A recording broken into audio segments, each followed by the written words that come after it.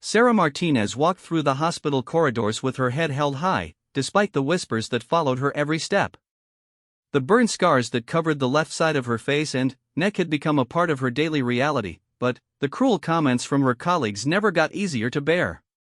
"There goes Scarface again," Dr. Williams muttered to his friend as Sarah passed by the nurse's station. "I don't know how she expects to work with patients looking like that. It's honestly disturbing." Sarah pretended not to hear, but her hands trembled slightly as she adjusted her medical coat. She had worked at Metropolitan General Hospital for 3 years now, and the harassment had only gotten worse since her accident 18 months ago. The house fire that claimed her apartment and nearly her life had left her with extensive burns, but it had also revealed something about human nature that she wished she had never learned. Nurse Rebecca joined the conversation at the station, lowering her voice but not enough to hide her words from Sarah's ears. "I heard the new general is coming today for the Veterans Program inspection. Can you imagine if he has to work with her? Military men value appearance and discipline. He'll probably request a transfer for her immediately." The Veterans Program was Sarah's pride and joy.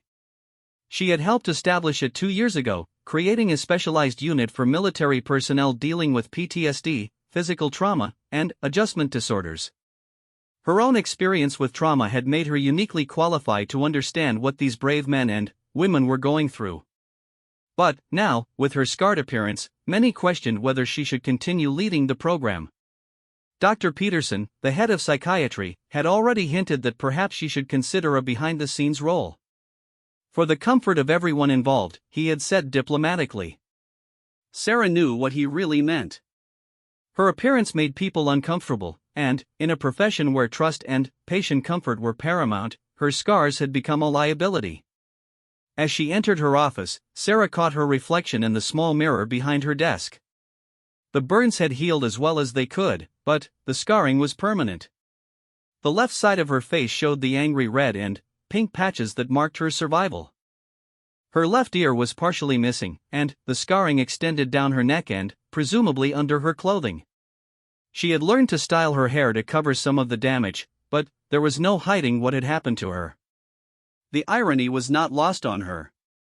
She spent her days helping veterans who had been wounded in service to their country, many of whom bore visible and invisible scars from their experiences. Yet while she encouraged them to embrace their survival and find strength in their journey, she struggled daily with the judgment and cruelty of her own colleagues. Sarah opened her patient files for the day. She had 4 sessions scheduled, all with veterans who had become some of her most trusted patients. Many of them had initially been shocked by her appearance, but, over time, they had come to see her scars as a badge of survival rather than something to be ashamed of. Some had even told her that her visible wounds helped them feel less alone in their struggles. Sergeant James Morrison had been her first patient when the program launched. He had lost his right leg in an IED explosion in Afghanistan and had been struggling with severe depression and PTSD. When he first met Sarah, he had stared at her scars with a mixture of recognition and relief. Finally, he had said during their first session, "Someone who gets it." Morrison had made remarkable progress over the past 2 years. He had learned to walk with his prosthetic leg, returned to school, and was now working toward becoming a counselor himself. He often told Sarah that her courage in facing the world with her visible scars had inspired him to stop hiding his own wounds. Then, there was Captain Linda Rodriguez, who had suffered severe burns in a vehicle explosion overseas. The first time Rodriguez saw Sarah, she had broken down crying, not from shock or disgust, but from relief at finally meeting someone who truly understood what she was going through. Rodriguez had been avoiding mirrors and social situations since her injury, but working with Sarah had helped her begin the long journey towards self-acceptance. Despite these success stories, Sarah knew that many people in the hospital viewed her program skeptically. Some colleagues whispered that her patients only responded to her because misery loved company, that she wasn't actually helping them heal but rather enabling them to wallow in their trauma. These comments stung because Sarah genuinely believed in the work she was doing. The morning passed quickly as Sarah prepared for her sessions. She reviewed notes, updated treatment plans, and organized materials for group therapy later in the week. Around noon, she heard commotion in the hallway outside her office. Voices were speaking in hushed, excited tones. He's here early, someone said. The general arrived this morning instead of this afternoon. Sarah felt her stomach drop. General Thompson was conducting a comprehensive review of the Veterans Program to determine its future funding and scope. His assessment would essentially decide whether the program would continue, expand, or be shut down entirely. Sarah had requested to present the program's achievements personally, but Dr. Peterson had suggested it might be better if he handled the presentation instead. "We want to put our best foot forward," Peterson had explained. "The general needs to see the program in the most professional light possible." Sarah understood the subtext. Her appearance was not considered professional enough for such an important meeting. She was good enough to do the work behind the scenes, but not to be the face of the program she had built from the ground up. A knock on her office door interrupted her thoughts. "Come in," she called. Dr. Peterson entered, looking nervous and slightly out of breath. "Sarah, the general has arrived early and wants to tour the facilities immediately. I'll be conducting the tour and presentation as we discussed. I need you to stay in your office during his visit. We don't want any complications." The word hung in the air between them. Complications. That's what Sarah had become to the institution that she had served faithfully for years. Her dedication, expertise, and the lives she had helped transform were overshadowed by the scars she bore from surviving a tragedy that could have happened to anyone. "I understand," Sarah said quietly, though her heart was breaking. "I'll stay here." Peterson looked relieved. "Thank you for being understanding. This is really for the best." The general is a very traditional military man, and first impressions matter tremendously in these situations.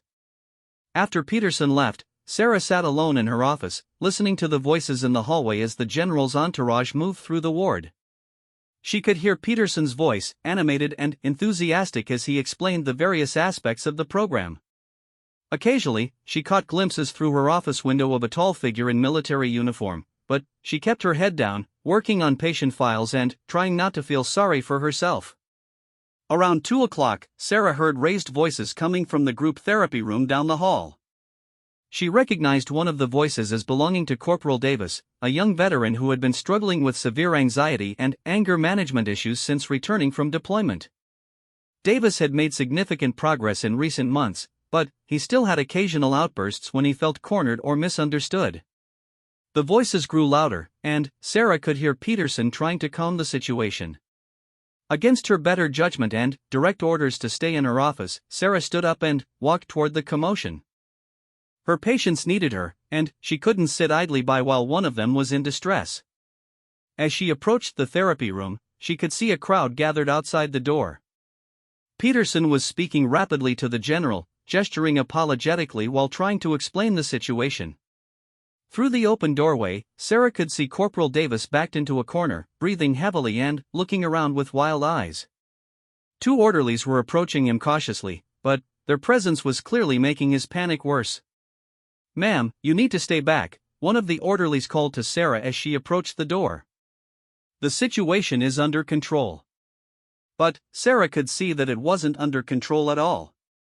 Davis was having a full panic attack, possibly triggered by the presence of so many strangers in what he considered his safe space. The orderly's attempts to restrain him were only escalating his fight-or-flight response. "Michael," Sarah called softly to Davis, using his first name as she always did in their sessions. "It's Dr. Martinez. Can you hear my voice?" Davis's head snapped toward the sound of her voice, and his breathing began to slow slightly. Sarah had worked with him for months on grounding techniques and breathing exercises. Her voice was an anchor point for him in moments of panic. "I'm going to come in now, Michael," Sarah continued in her calm, steady tone. "Just focus on my voice and remember our breathing exercises." Dr. Peterson stepped in front of her, blocking her path. "Sarah, please go back to your office. We have this handled." But General Thompson, who had been observing the situation intently, held up a hand. "Wait," he said in a deep, commanding voice. "Let her proceed." Peterson looked stunned but stepped aside. Sarah entered the therapy room slowly, keeping her movements deliberate and non-threatening. She could feel the general's eyes on her as she approached Davis, but her focus remained entirely on her patient. "That's good, Michael," she said as Davis's breathing continued to normalize. "Remember what we practiced. Name 5 things you can see in this room." Davis's eyes focused on Sarah's face, and she saw the moment when recognition fully returned to his expression. "I can see the clock on the wall, the blue chair by the window, your face document, the whiteboard, and..." He looked around, finally, noticing the crowd by the door. "A lot of people watching me." "That's exactly right," Sarah said, moving closer. "Now 4 things you can touch." The grounding exercise continued until Davis was fully calm and seated in his usual chair. Sarah sat across from him in her own chair, the same positions they took during their regular sessions. The familiar routine helped Davis feel safe and in control again. "I'm sorry, Doc," Davis said quietly. "I don't know what happened. All these new people showed up, and Peterson was talking about the program like it was some kind of show, and I just lost it." "You have nothing to apologize for," Sarah assured him. "Panic attacks happen. What matters is that you used the coping strategies we've been working on, and you came back to yourself. That shows incredible growth." Davis nodded, looking embarrassed but grateful. "Thanks for coming to help me. I know you were supposed to stay in your office today." Sarah glanced toward the doorway where the general and Peterson were still standing. "My patients always come first," she said simply. As she helped Davis process what had triggered his panic attack and made plans for follow-up support, Sarah was acutely aware of the general's continued presence in the room. He had not left or moved on to the next part of his tour. Instead, he stood silently, observing her interaction with Davis with an intensity that made her self-conscious. When Davis was stable and ready to leave, Sarah walked into the door. The general stepped forward as they approached. "Corporal Davis," the general said in his authoritative voice. "I'm General Thompson. How are you feeling now?" Davis straightened slightly, his military training evident even in his casual clothes. "Much better, sir. Dr. Martinez knows how to help when things get rough." "I can see that," the general replied, his gaze shifting briefly to Sarah before returning to Davis. "She seems very skilled at her job." Davis nodded enthusiastically. "Best doc I've ever worked with, sir. This program she built has saved my life and a lot of others too. We're lucky to have her." After Davis left, an uncomfortable silence settled over the room. Peterson cleared his throat nervously. "General Thompson, I apologize for that disruption. As you can see, we occasionally have challenges with some of the more difficult cases. That's why we have protocols in place and trained staff to handle these situations." Sarah felt heat rise in her cheeks. Peterson was making it sound like Davis was a problem case, when in reality, he had made tremendous progress and rarely had episodes anymore. The general's expression was unreadable as he looked between Peterson and Sarah. "Dr. Martinez, I presume," he said, addressing Sarah directly for the first time. "Yes, sir," Sarah replied, instinctively straightening her posture despite herself. "You handled that situation with remarkable skill," the general observed. "How long have you been working with Corporal Davis?" "About 18 months, sir," Sarah answered. "He's made extraordinary progress in managing his PTSD and anxiety. Today's episode was unusual for him." Peterson interjected quickly. "Dr. Martinez, perhaps you should return to your office now. The general and I have much more to cover in the tour." But, again, General Thompson held up a hand. "Actually, I'd like to speak with Dr. Martinez about the program. She seems to have first-hand knowledge that would be valuable for my assessment." Sarah saw Peterson's face pale slightly. This was clearly not going according to his plan to keep her hidden away during the general's visit. "Of course," Peterson said weakly. "Though I should mention that Dr. Martinez works primarily in a supporting role in the program. The overall administration and direction come from the psychiatry department leadership." The general's eyebrows raised slightly. "Is that so?" "From what I just observed, Dr. Martinez appeared to be taking the lead in a critical situation. And Corporal Davis seemed to view her as his primary care provider. Sarah felt torn between defending herself and maintaining professional courtesy toward Peterson, who was still her superior despite his treatment of her. "I founded the Veterans Program 2 years ago," Sarah said carefully. "I've been the primary therapist for most of our patients since the program's inception. Dr. Peterson provides administrative oversight and supervision." The general nodded slowly, processing this information. Sarah caught him glancing at her scars, but, unlike the stares she usually received, his gaze seemed more thoughtful than judgmental. "Dr. Martinez," he said after a moment, "I'd like to hear your assessment of the program's effectiveness and challenges." "Could we continue this conversation in your office?" Sarah looked at Peterson, who nodded reluctantly. "Of course, sir. Right this way." As they walked down the hallway toward her office, Sarah caught snippets of conversation from her colleagues who were watching the unusual procession. The general's decision to spend time with her instead of continuing the formal tour with Peterson was clearly unexpected and was already generating whispers throughout the ward. "This should be interesting," she heard Dr. Williams mutter to someone as they passed. Sarah opened her office door and gestured for the general to enter. Her small office was cramped but organized, with patient files neatly arranged and several certificates and commendations on the walls. Photos of program milestones and patient success stories were displayed on a bulletin board behind her desk. General Thompson examined the room with the same careful attention he had given to everything else during his visit. His eyes lingered on the photos of patients celebrating various achievements, graduations, weddings, job placements, and military honor ceremonies. "Tell me about these," he said, pointing to the photos. Sarah felt more comfortable talking about her patients' successes than defending herself against her colleagues' prejudices. She walked the general through several success stories, explaining the various challenges each veteran had faced and how the program had helped them overcome obstacles and rebuild their lives. The general listened intently, asking detailed questions about treatment approaches, outcome measurements, and long-term follow-up care. His questions revealed a deep understanding of military culture and the unique challenges faced by veterans transitioning to civilian life. As they talked, Sarah began to relax slightly. The general seemed genuinely interested in the work being done rather than focused on her appearance. His questions were professional and insightful, and he took notes on several points she made about program improvements and expansion possibilities. "Dr. Martinez," he said after they had been talking for nearly an hour, "I'm impressed by the comprehensive approach you've developed here. The integration of individual therapy, group sessions, family counseling, and community support services shows sophisticated understanding of trauma treatment." Sarah felt a surge of pride. "Thank you, sir. I believe in treating the whole person, not just the symptoms.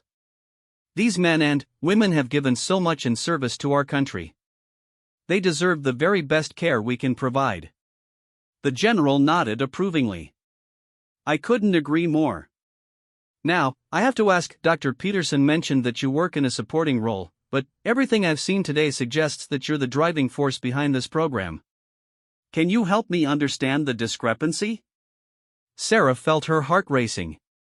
This was the moment where she would either have to expose the discrimination she had been facing or protect the hospital's reputation at the cost of her own career advancement. "Sir," she began carefully, "I think there may be some organizational considerations that influence how roles are defined and presented." The general's expression sharpened. "What kind of organizational considerations?" Sarah hesitated, knowing that her next words could have significant consequences for her career. "I believe Dr. Peterson can better explain the administrative structure of the program," she said diplomatically. General Thompson studied her face intently, and Sarah had the distinct impression that he was reading between the lines of what she wasn't saying. "Dr. Martinez," he said quietly, "in my experience, when someone avoids a direct answer, it's usually because the truth is uncomfortable. I'm asking you directly, are there factors beyond professional qualifications that influence your role in this program?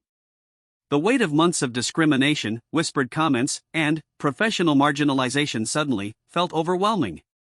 Sarah looked at this distinguished military officer who had listened respectfully to her work and treated her as a professional colleague, and she made a decision to trust him with the truth. "Sir," she said, meeting his gaze directly, "I sustained these injuries in a house fire 18 months ago. Since then, some colleagues have expressed concern that my appearance might be disturbing to patients and visitors. There's been discussion about moving me to a behind-the-scenes role to avoid making people uncomfortable." The general's expression darkened as she spoke, but he remained silent, allowing her to continue. "I understand the concerns," Sarah continued. "In a field where building trust and rapport with patients is crucial, physical appearance can impact initial impressions.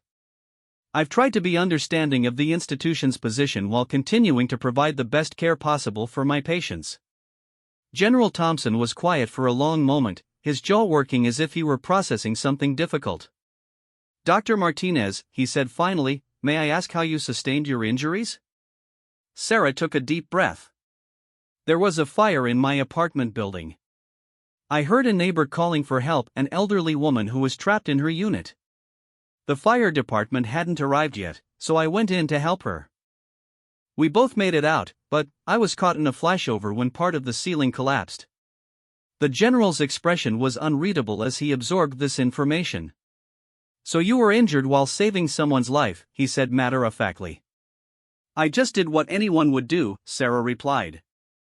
"No," the general said firmly. "You did what a hero would do. And your colleagues think your scars make you unsuitable to care for wounded veterans?" The irony in his voice was unmistakable, and Sarah suddenly realized that General Thompson understood exactly what had been happening to her. A knock on the office door interrupted their conversation.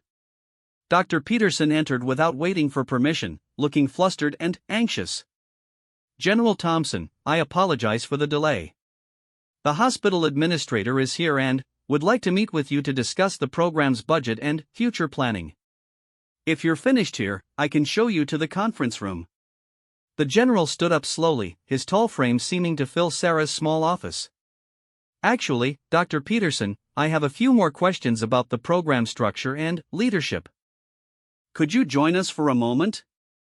Peterson looked confused but entered the office fully, closing the door behind him. "Of course, sir. How can I help?"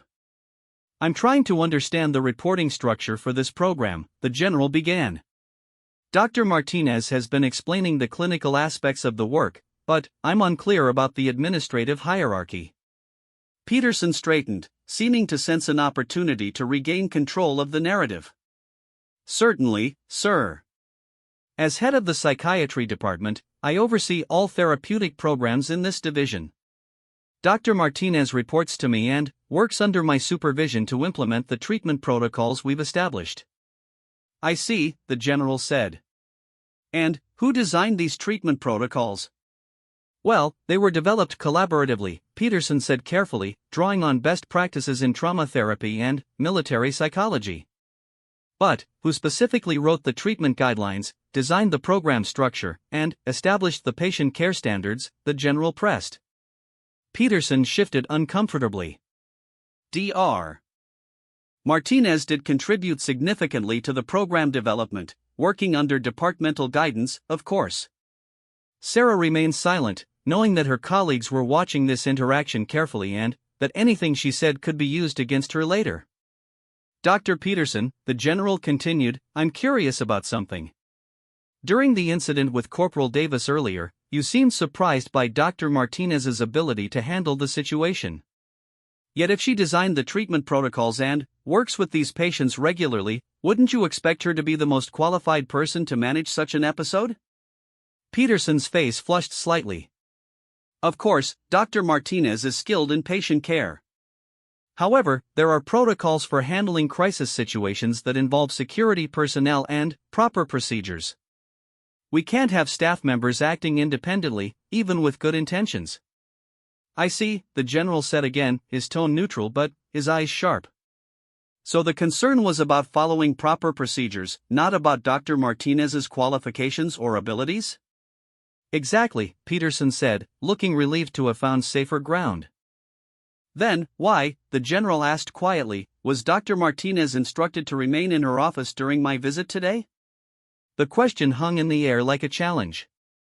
Peterson's face went through several color changes as he searched for an appropriate response. Well, he began, we wanted to present the program in the most organized fashion possible. Having too many people involved in the presentation can be confusing and counterproductive. But Dr. Martinez is the program's founder and primary therapist, the general observed. Wouldn't she be the most qualified person to present the work? Peterson was clearly struggling now.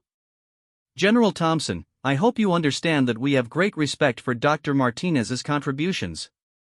However, there are presentation considerations that we felt were important for this assessment. What kind of presentation considerations? The general asked, his voice taking on a harder edge. Sarah watched this exchange with growing discomfort. She had never intended for the general to corner Peterson this way, and she worried about the long-term consequences for her working relationship with her supervisor. Perhaps, Sarah interjected, we should focus on the program itself rather than administrative details. I'm sure the general has limited time, and there are other important aspects of the facility to review. But General Thompson was not inclined to let the matter drop. Dr. Martinez, I appreciate your diplomatic approach, but I'm conducting this assessment to determine how best to support veterans' care. If there are organizational issues that impact the quality of that care, I need to understand them fully. He turned back to Peterson. Doctor, I'm going to ask you directly. Were there concerns about Dr. Martinez's appearance influencing the decision to limit her role in today's presentation? The directness of the question left Peterson with no room for diplomatic evasion. His silence was answer enough. General Thompson nodded slowly, his expression grim. I thought so. The tension in the room was palpable. Sarah felt mortified that her personal struggles had become the center of what should have been a professional assessment of the veterans program. Sir, she said, I hope this situation won't reflect negatively on the program or the hospital. Regardless of any personal challenges, the work we're doing here is vital for our veteran patients. The general looked at her with something that might have been admiration. Dr. Martinez, even now you're more concerned about the program and your patients than about the discrimination you've been facing. That speaks volumes about your character. He turned to Peterson with a much cooler expression. Doctor, I've seen enough to complete my assessment. I'll be submitting my report to the Department of Veterans Affairs within the week. Peterson looked nervous. General, I hope you'll consider the overall effectiveness of our programs and not let any minor administrative issues overshadow the good work being done here. Oh, I'll definitely be considering the overall effectiveness, the general replied. And I'll be paying particular attention to how this institution treats the people who do the actual work of caring for our veterans. With that, he moved toward the door, then paused and turned back to Sarah. Dr. Martinez, would you be available for a follow-up conversation tomorrow? I have some additional questions about your program that might influence my recommendations. Sarah glanced at Peterson, who nodded reluctantly. Of course, sir. Whatever you need. After the general left, Peterson remained in Sarah's office, his expression unreadable.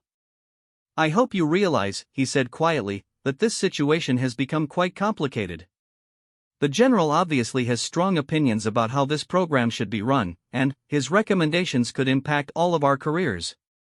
Sarah felt a chill at the implied threat in his words. I didn't ask him to focus on administrative issues, she said. I tried to redirect the conversation to the clinical work. Nevertheless, Peterson continued, his interest in your role and his obvious disapproval of departmental decisions puts us all in a difficult position. I trust you understand that loyalty to the institution is expected from all staff members. The message was clear. Sarah was being warned not to say anything that might further damage the hospital's standing with the general. I've always been loyal to this institution, Sarah replied. And, more importantly, I'm loyal to my patients and the quality of care they receive. Peterson's expression softened slightly. Of course. We all are. I just hope that tomorrow's conversation remains focused on clinical matters rather than other issues. After Peterson left, Sarah sat alone in her office, trying to process what had just happened. In the span of a few hours, her carefully maintained professional equilibrium had been completely disrupted. The general's direct questions had forced truths into the open that she had been trying to manage quietly for months. She thought about Corporal Davis and how quickly he had responded to her voice during his panic attack. She thought about Captain Rodriguez and Sergeant Morrison and all the other veterans who had trusted her with their trauma and healing. These relationships had been built over months and years of consistent care, understanding, and mutual respect. But she also thought about the whispered comments in the hallways, the subtle exclusions from meetings, and the constant reminders that her appearance was considered a liability. The discrimination had been wearing her down gradually, making her question her own worth and abilities. General Thompson's intervention had changed everything. His direct questions and obvious disapproval of the discrimination she had faced meant that the situation could no longer be managed quietly behind closed doors. Tomorrow's conversation would likely determine not just the future of the Veterans Program, but also her own career at Metropolitan General Hospital. As Sarah gathered her things to leave for the day, she caught her reflection in the mirror again. The scars were still there, just as permanent and visible as they had been that morning. But something had shifted in how she saw them. General Thompson had looked at her scars and seen a hero's wounds rather than a professional liability. For the first time in months, Sarah wondered if the problem wasn't with her appearance, but with the people who had chosen to see her scars as shameful rather than as evidence of her courage. The next day would bring new challenges and difficult conversations. But tonight, for the first time since her accident, Sarah felt a glimmer of hope that her worth would be measured by her actions and abilities rather than by the physical evidence of her survival. Sarah arrived at the hospital the next morning 30 minutes early, her stomach churning with anxiety about the follow-up conversation with General Thompson. She had barely slept, replaying the previous day's events and worrying about what his additional questions might reveal about her situation. The hallways seemed different somehow, as if word of the general's unexpected interest in her had spread throughout the hospital overnight. She noticed more stares than usual, but these were different from the typical looks of pity or disgust she had grown accustomed to. These were curious, speculative glances that suggested people were reassessing her importance in the hospital hierarchy. Dr. Williams nodded to her as she passed the nurse's station, the first acknowledgement he had given her in months. Nurse Rebecca actually smiled, though it seemed forced and uncertain. Sarah realized that news of the general's extended private conversation with her had created ripples throughout the hospital staff. In her office, Sarah tried to prepare for whatever questions General Thompson might have.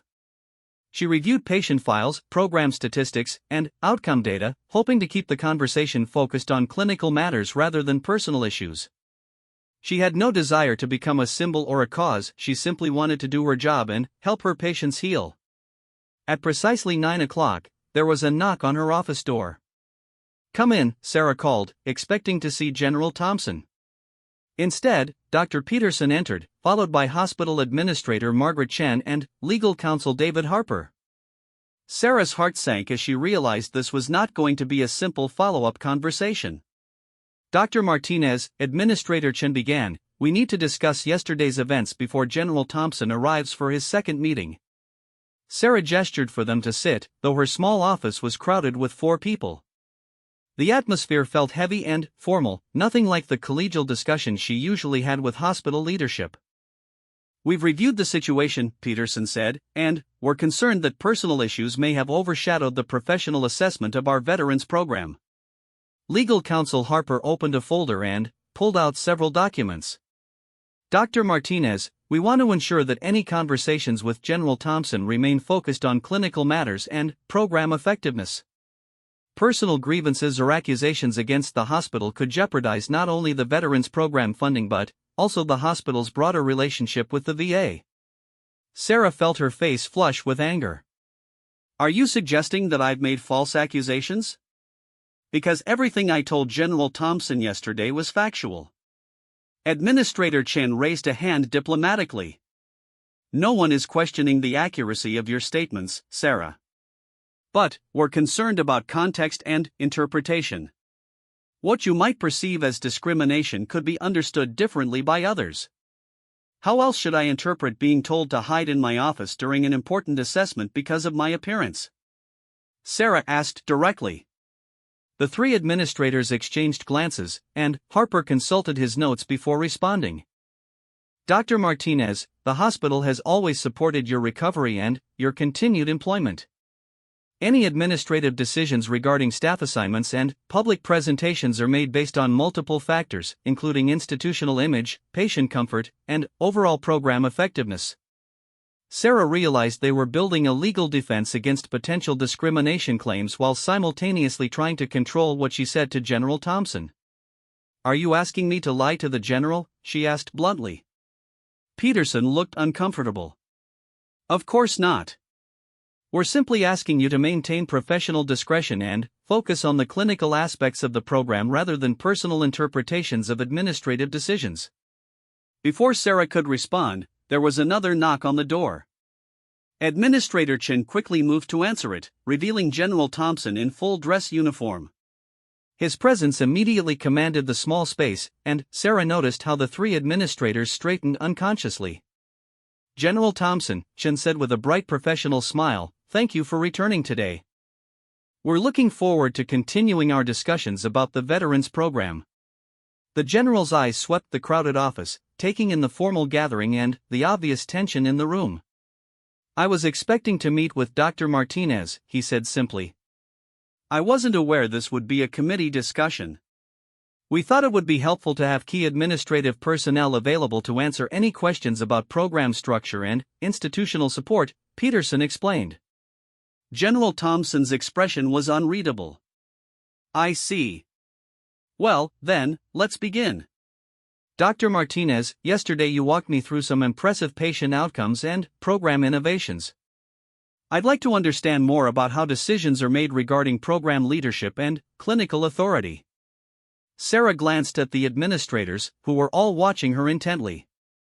"Sir," she began carefully, "program leadership involves collaboration between clinical staff and administrative oversight. Treatment decisions are made based on patient needs and evidence-based practices."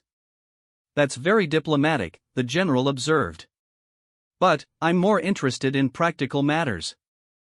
For instance, who has the authority to admit patients to the program, discharge them from care, and modify treatment protocols?" This was dangerous territory.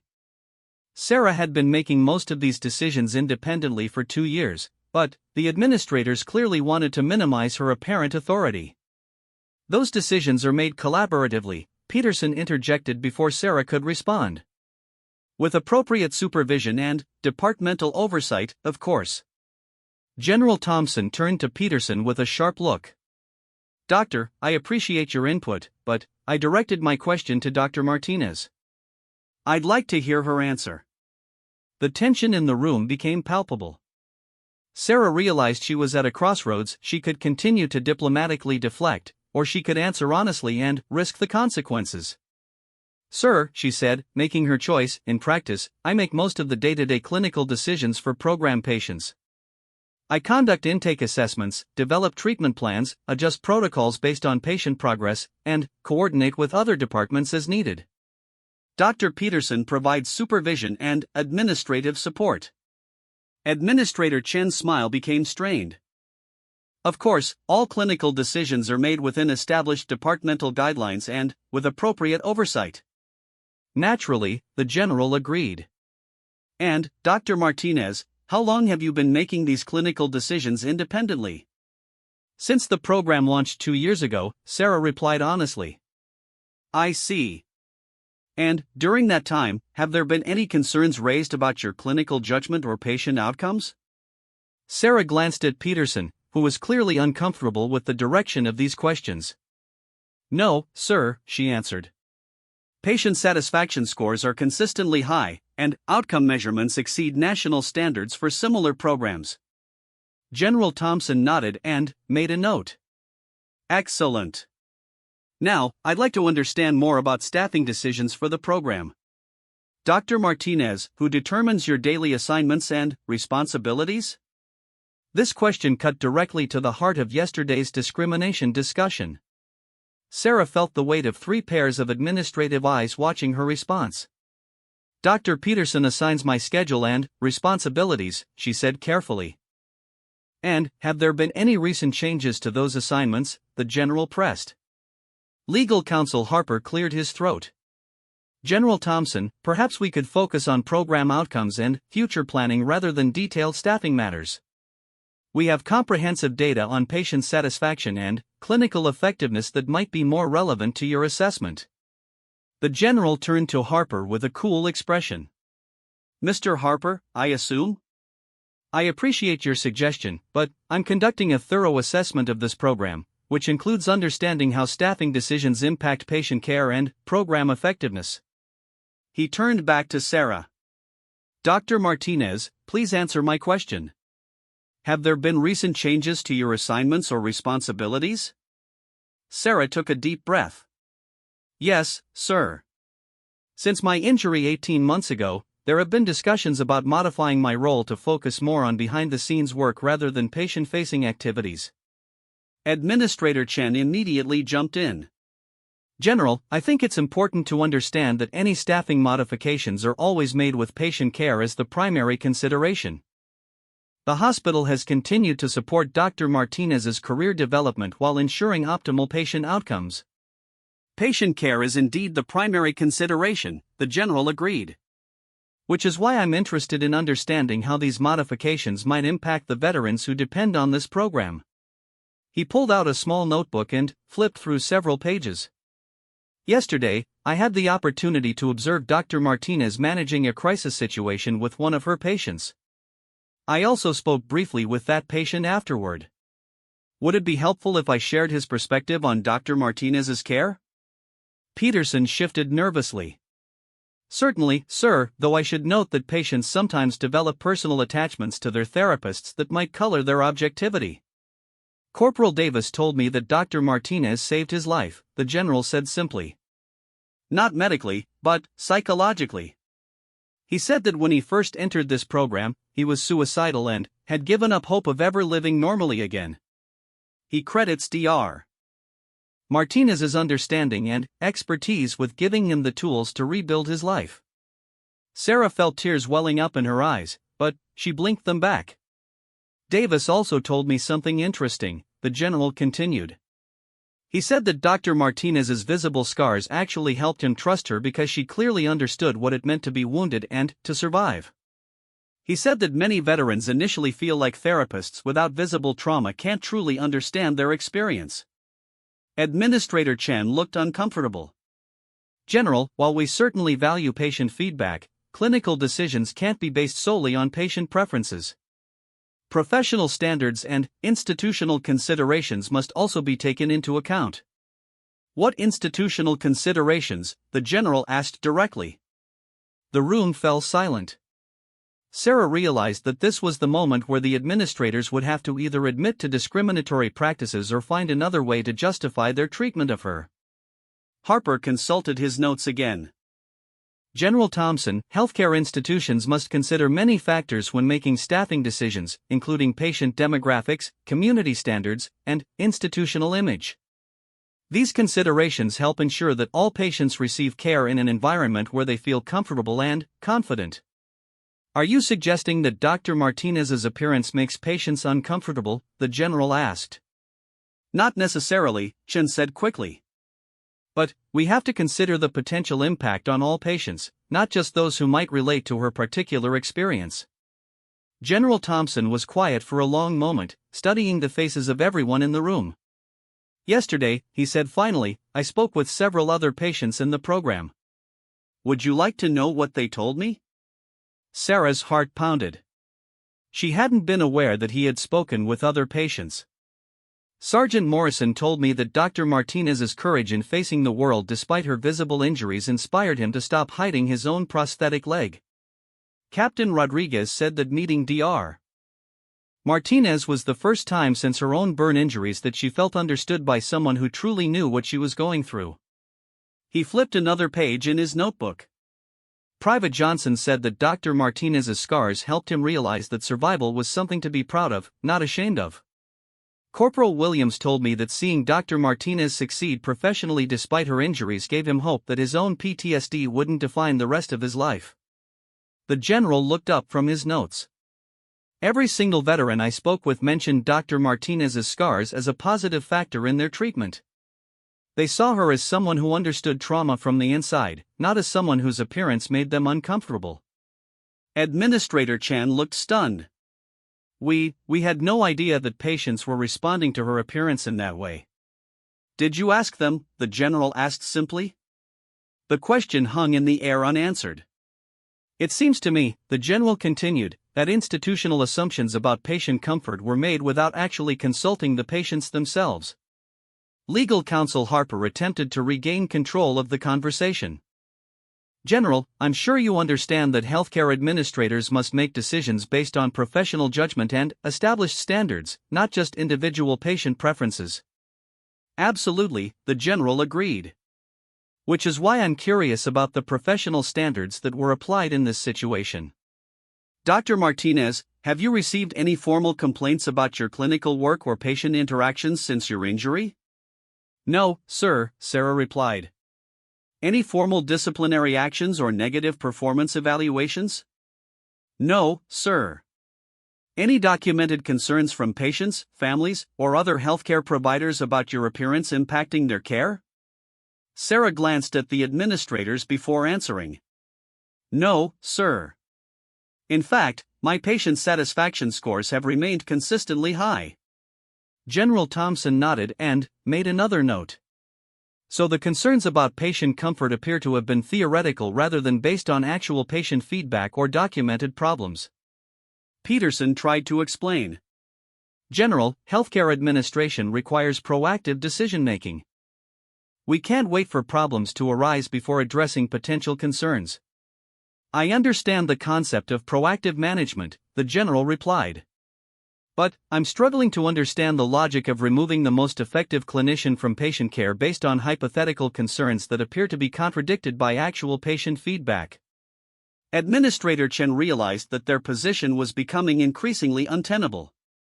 General Thompson, she said, perhaps we've gotten off track from the main purpose of your assessment. The Veterans Program has achieved excellent outcomes, and we're hoping for continued partnership with the VA to expand and improve our services. The program outcomes are indeed excellent, the general agreed. Which raises important questions about how to maintain and enhance those outcomes going forward. He turned to Sarah.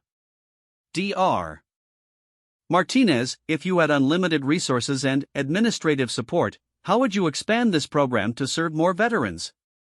Sarah felt a surge of excitement as she described her vision for comprehensive veteran services, including expanded mental health care, vocational rehabilitation, family support programs, and community reintegration services. As she talked, her passion for the work became evident, and even the administrators listened with growing interest. The general asked detailed questions about implementation timelines, staffing needs, and outcome measurements. The conversation had shifted entirely to program development and clinical innovation, and Sarah found herself in her element, describing evidence-based practices and patient-centered care models. That's exactly the kind of comprehensive approach we're looking for, General Thompson said when she finished. The VA is interested in partnering with institutions that can provide innovative, effective care for our veterans. Administrator Chen's eyes lit up. We're very interested in expanding our partnership with the VA. What would that kind of collaboration look like? Well, the general said, it would require identifying and supporting the clinical leaders who would be responsible for implementing these expanded services. The VA wants to work with institutions that recognize and develop their most effective clinicians, especially those who have demonstrated exceptional results with veteran populations. The implication was clear. The VA's interest in partnering with Metropolitan General Hospital would depend heavily on their treatment of Sarah and recognition of her leadership role in the Veterans Program. Peterson seemed to realize the shift in dynamics. General, we certainly recognize Dr. Martinez's valuable contributions to the program. We're always looking for ways to support our most effective clinical staff. I'm pleased to hear that, the general replied. Because the VA's funding recommendations will be based partly on institutional commitment to supporting effective veteran care, including the clinicians who provide that care. Legal counsel Harper looked nervous. General, what specific commitments would the VA be looking for in a partner institution? Primarily, we want to see that institutions value clinical excellence over cosmetic concerns, the general said bluntly. Veterans need providers who understand their experience, not providers who look good in marketing materials. The message was unmistakable. The hospital's discrimination against Sarah could cost them a lucrative partnership with the VA. Administrator Chen quickly shifted to damage control mode. General Thompson, I want to assure you that Metropolitan General Hospital is committed to supporting all of our clinical staff based on their professional qualifications and patient outcomes. If there have been any misunderstandings about staffing decisions, we're certainly willing to review and adjust our approaches. I'm glad to hear that, the general said. Because I'll be making my funding recommendations based on what I've observed during this assessment, including how the institution treats its most effective clinicians. The meeting continued for another hour, with the administrators gradually backing away from their previous positions and expressing new appreciation for Sarah's contributions to the program. By the end, they were discussing promotion possibilities and expanded responsibilities rather than behind-the-scenes roles. After the general left, the three administrators remained in Sarah's office, the atmosphere completely transformed from the morning's tension. Sarah, Administrator Chen said, I think we need to have some follow-up discussions about your role in the Veterans Program and potential opportunities for advancement. Peterson nodded enthusiastically. The general obviously has great confidence in your abilities. We should explore ways to expand your leadership responsibilities. Sarah looked at these same people who had been pressuring her to downplay her discrimination claims just hours earlier and felt a mixture of vindication and cynicism. Their sudden change in attitude had nothing to do with recognizing her worth and everything to do with protecting their financial interests. I appreciate the opportunity to discuss my role, Sarah said carefully. My primary concern continues to be providing the best possible care for veteran patients. Of course, Chen agreed. And, clearly, your approach has been very effective. We want to ensure that you have the support and recognition you deserve. After the administrators left, Sarah sat alone in her office, trying to process the dramatic shift in her circumstances. In the span of 2 days, she had gone from being hidden away during important assessments to being courted for expanded leadership roles. She thought about General Thompson's intervention and how his direct questions had forced the hospital's discrimination into the open. But she also thought about what would have happened if the general hadn't taken such a strong interest in her situation. How many other employees were facing similar discrimination without anyone in authority noticing or caring? More importantly, she wondered whether this change in her treatment would be permanent or whether it would last only as long as the hospital needed to secure VA funding. That afternoon, Sarah had sessions with 3 veteran patients, including Corporal Davis. Word of the previous day's events had spread among the veteran community, and several patients mentioned how proud they were that their advocate had finally received recognition from military leadership. Doc, Davis said during their session, I heard the general really stood up for you yesterday. It's about time someone in charge realized what we've all known, you're the best thing that ever happened to this program. Sarah felt touched by his loyalty but also concerned about the precedent being set. Michael, she said, I want you to remember that my role here isn't what's important. What matters is your progress and your healing. Whether I'm leading this program or working in another capacity, my commitment to helping you and the other veterans remains the same. Davis looked at her seriously. Doc, you've taught us that standing up for ourselves is part of healing. Maybe it's time you took your own advice. As the day ended, Sarah reflected on Davis's words. For months, she had been so focused on not making waves and maintaining her position that she had forgotten her own lessons about dignity and self-advocacy. The general's intervention had been necessary, but it had also shown her that she had been accepting discrimination that she never should have tolerated. The next morning would bring new challenges as the hospital administration worked to reshape her role and responsibilities. But, for the first time since her injury, Sarah felt like she was being seen for her abilities rather than defined by her scars. The battle wasn't over. Institutional discrimination doesn't disappear overnight, and Sarah knew that sustained change would require ongoing vigilance.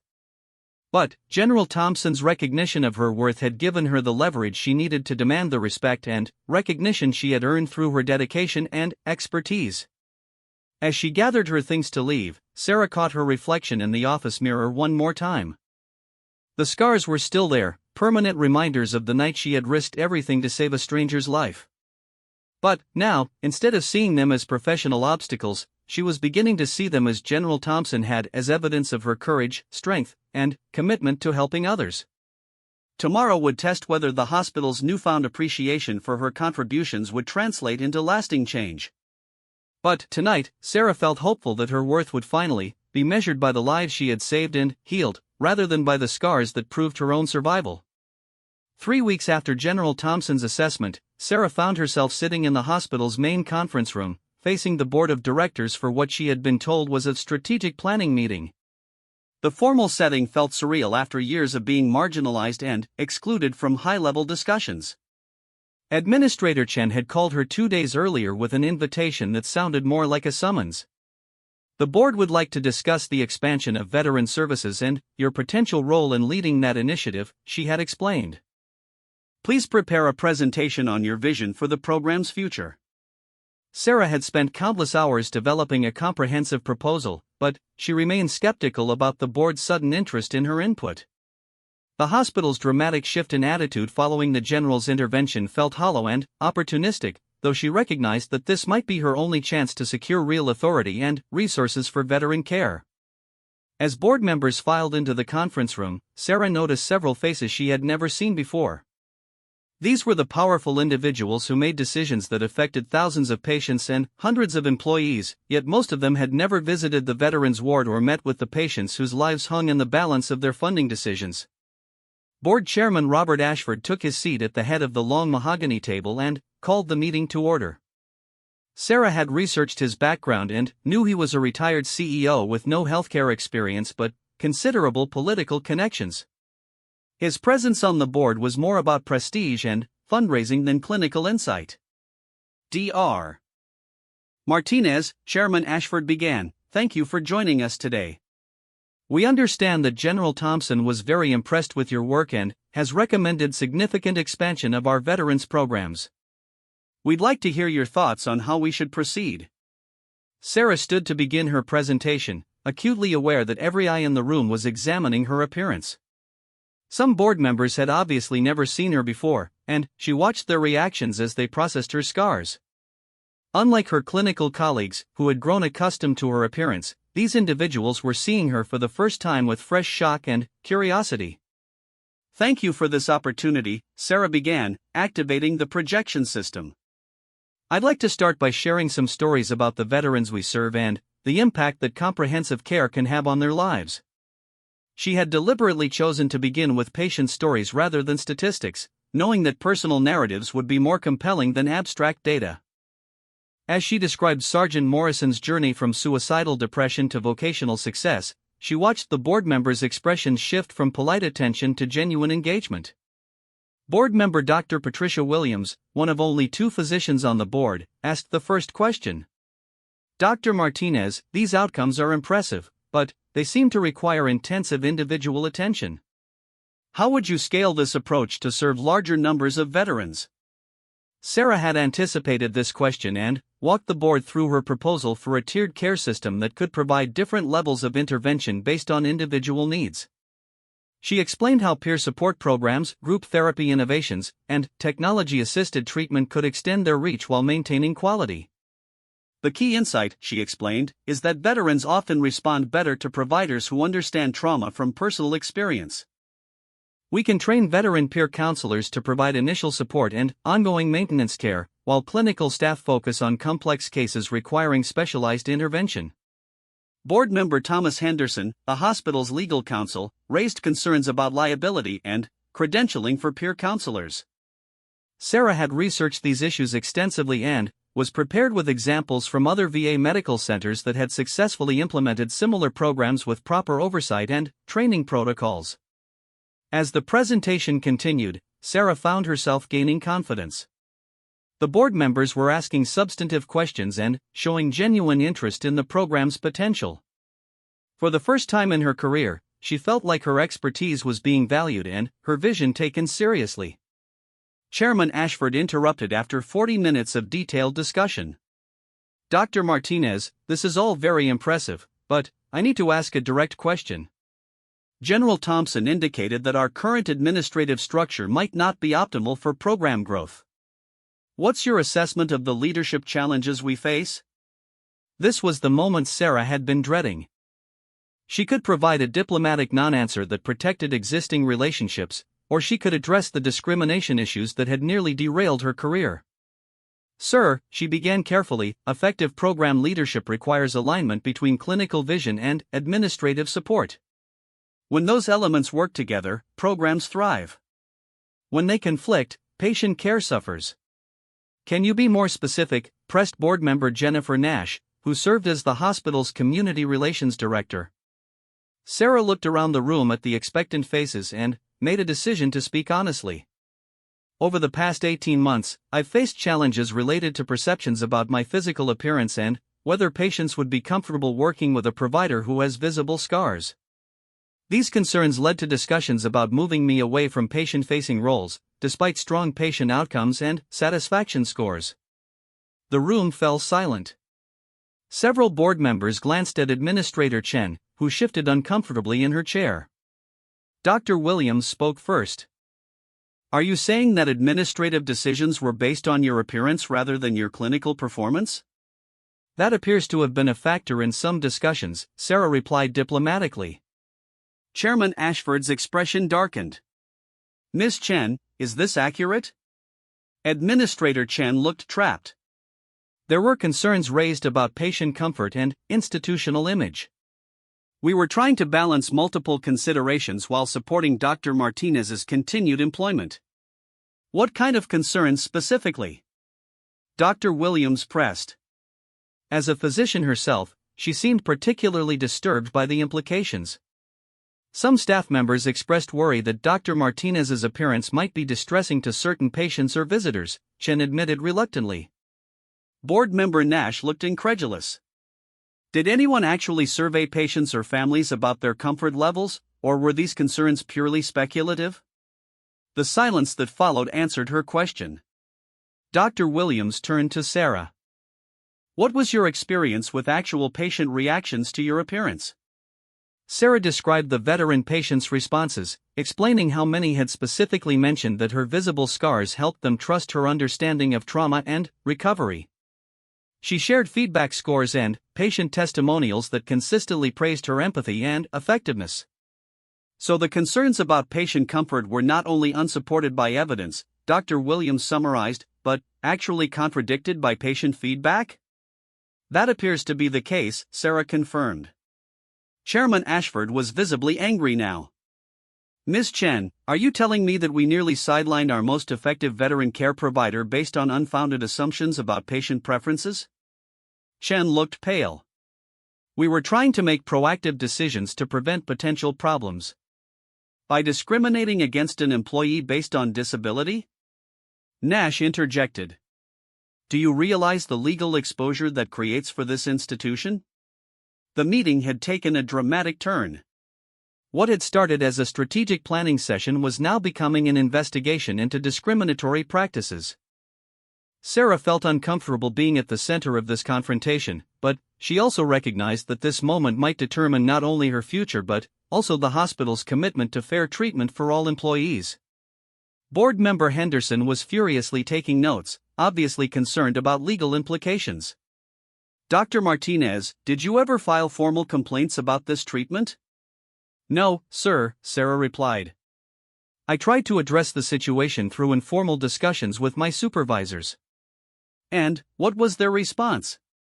Sarah glanced at Dr. Peterson, who was sitting quietly at the end of the table, clearly wishing he were anywhere else. I was encouraged to be understanding of institutional concerns and to focus on patient care rather than administrative issues, she said diplomatically. Dr. Williams looked disgusted.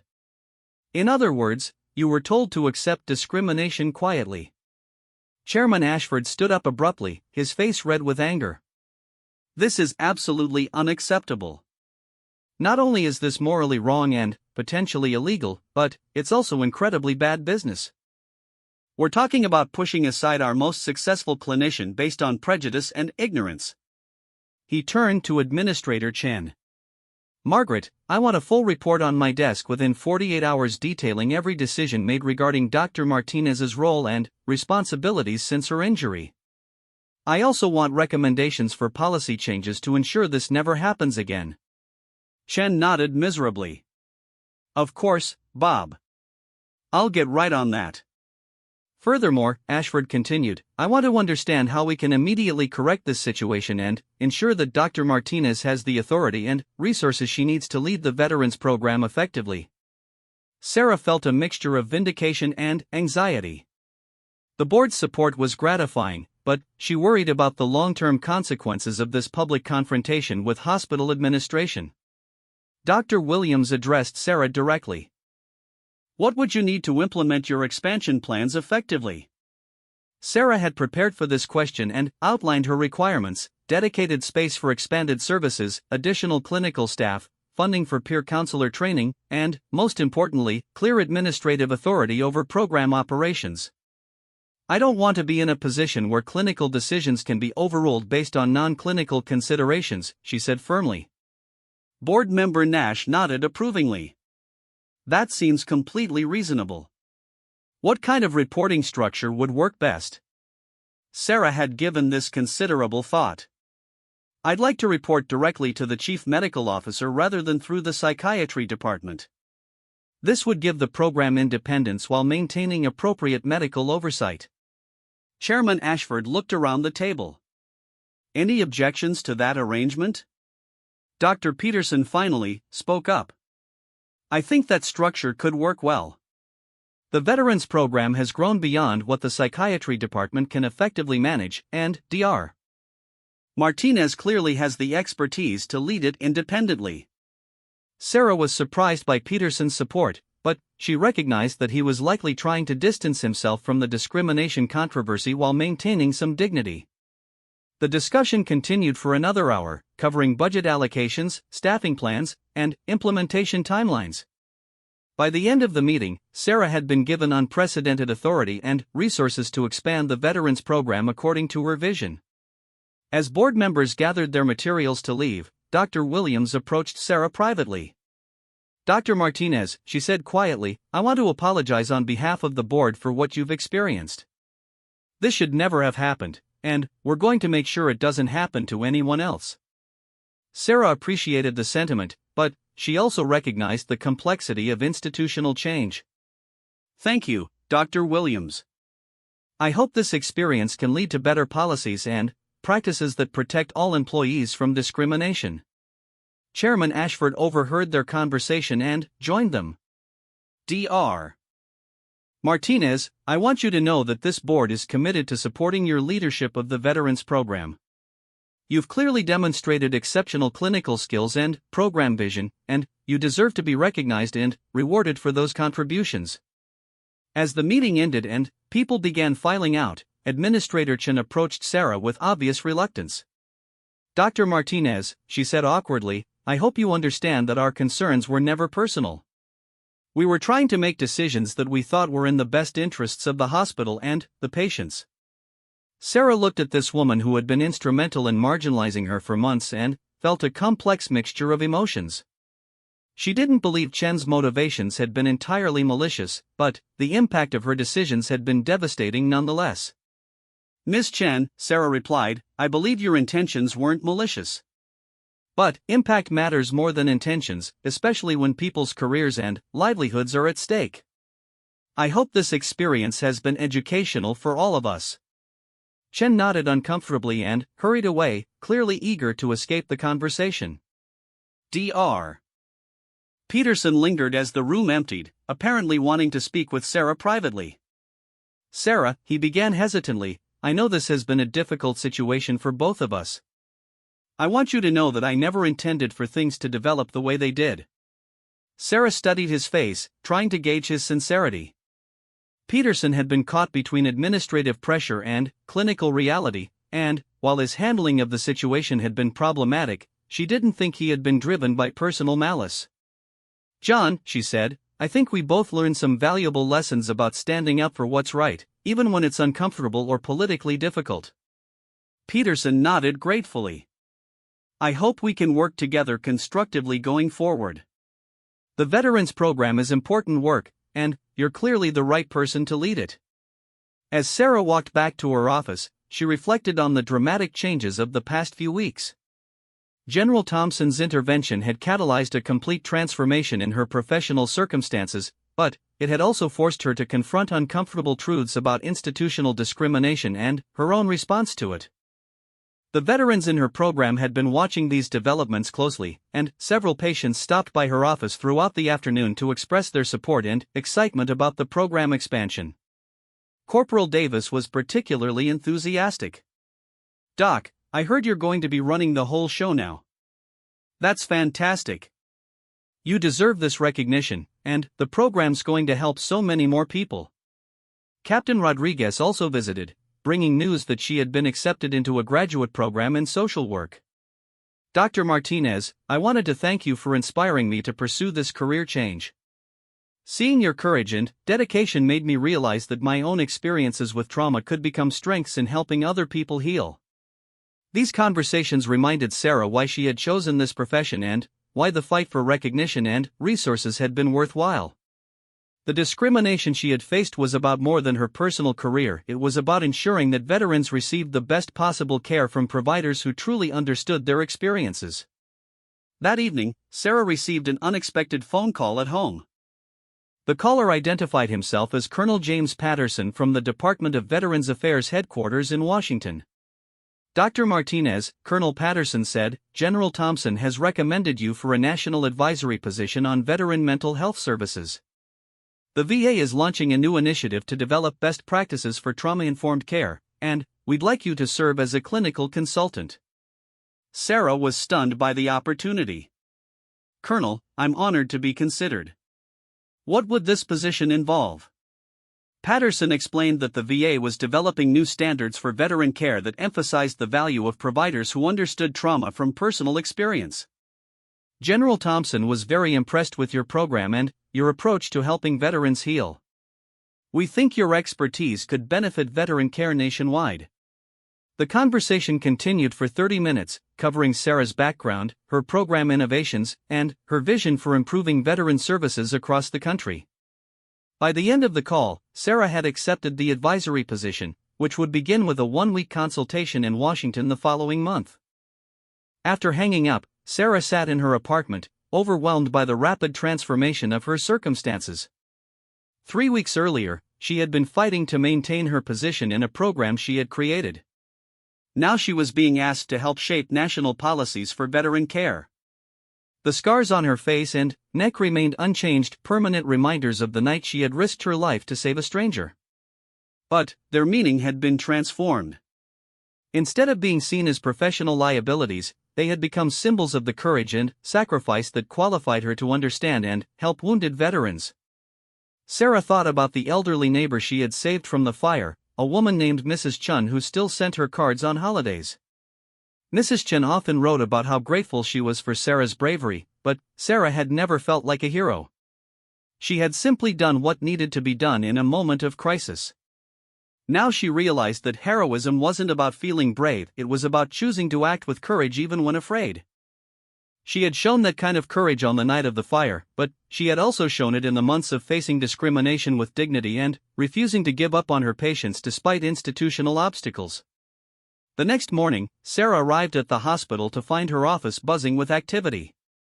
Maintenance workers were measuring spaces for the program expansion, and several potential new staff members were waiting to meet with her about positions in the growing Veterans Services Department.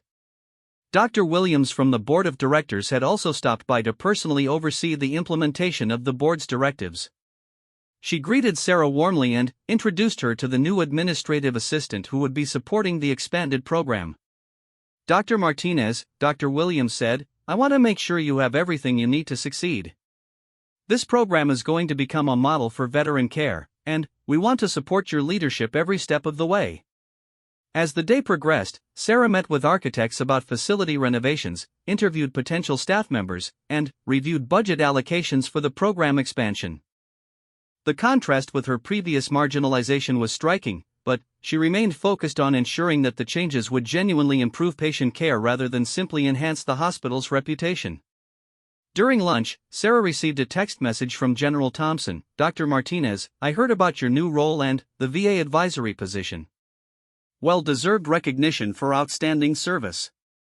Your courage continues to inspire others. Respectfully, General Thompson." The message touched Sarah deeply. General Thompson's intervention had changed her life, but, more importantly, it had ensured that veteran patients would continue receiving care from providers who truly understood their experiences. That afternoon, Sarah conducted her regular therapy session with Sergeant Morrison, who had become one of her greatest success stories. Morrison had not only overcome his depression and adapted to life with his prosthetic leg but had also enrolled in college and was planning to become a counselor himself. "Doc," Morrison said during their session, "I've been thinking about what happened with the general and all the changes around here. You know what strikes me the most?" "What's that, James?" Sarah asked. "You never gave up on us, even when other people were giving up on you. That's what real leadership looks like. That's why this program works and why veterans trust you." Morrison's words captured something important that Sarah had been struggling to articulate. The discrimination she had faced had been painful and professionally damaging, but it had also deepened her understanding of what it meant to be judged by appearances rather than substance. That experience had made her a better advocate for her veteran patients, who faced similar judgments about their own visible and invisible wounds. As the weeks passed, the Veterans Program expansion moved forward rapidly. New staff were hired, including several veteran peer counselors whose own experiences with trauma and recovery made them uniquely qualified to support other veterans. The facility renovations created dedicated spaces for group therapy, family counseling, and vocational rehabilitation services. Most importantly, the program's success began attracting attention from other hospitals and medical centers interested in replicating the model. Sarah found herself consulting with institutions across the country, sharing her expertise in trauma-informed care and veteran services. The discrimination investigation ordered by the board of directors resulted in significant policy changes throughout the hospital. New training programs were implemented to address unconscious bias and discrimination against employees with disabilities. Clear guidelines were established to ensure that personnel decisions were based on qualifications and performance rather than appearance or assumptions about patient comfort. Several months after General Thompson's initial assessment, Sarah received word that the VA had approved substantial funding for the program expansion and had designated Metropolitan General Hospital as a regional center of excellence for veteran mental health services. The recognition brought prestige to the institution but, more importantly, provided resources to help hundreds more veterans receive comprehensive care. At the center of it all, Sarah continued doing the work she loved, helping wounded veterans heal and rebuild their lives. The administrative battles and recognition were meaningful, but the real reward remained the same: seeing patients like Corporal Davis graduate from the program and find meaningful employment, watching Captain Rodriguez pursue her social work degree, and celebrating Sergeant Morrison's engagement to his longtime girlfriend. On the one-year anniversary of General Thompson's visit, Sarah stood in the newly expanded Veterans Center, looking around at the bustling activity. Veterans were participating in group therapy sessions, working with vocational counselors, and supporting each other through peer mentoring programs. Families were attending education sessions to better understand PTSD and trauma recovery. The space hummed with hope and healing. Dr. Williams from the board of directors joined her for a brief ceremony marking the anniversary. "Dr. Martinez," she said, "when I look at what you've built here, I'm reminded that real leadership often comes from the most unexpected places. Your courage in facing adversity, both in that fire and in the discrimination you experienced here, prepared you to help others face their own challenges."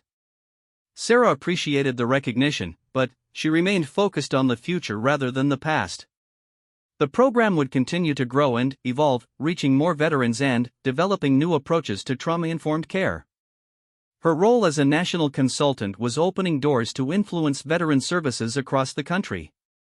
Most importantly, Sarah had learned that her scars were not obstacles to be overcome but, rather, qualifications that equipped her for her life's work. They were visible proof of survival, courage, and the human capacity for healing, qualities that were essential for helping others navigate their own journeys from trauma to recovery. The general who had looked past her wounds to see her worth had given her more than professional recognition. He had helped her reclaim her own story and understand that heroism wasn't defined by the absence of scars but by the willingness to turn wounds into wisdom and use personal pain to help others heal. As she watched veterans supporting each other in their recovery journeys, Sarah realized that this was what true victory looked like, not the absence of suffering, but the transformation of suffering into strength, compassion, and service to others. The mocking and discrimination she had faced had been painful, but they had also revealed the profound power of standing up for dignity, justice, and the recognition that every person's worth transcends their appearance. The wounds remained, but they had become sources of strength rather than shame. And, in helping other wounded warriors find their own paths to healing, Sarah had discovered that sometimes the greatest heroes are those who bear the visible scars of their courage and use those scars to light the way for others traveling similar dark roads toward hope and recovery.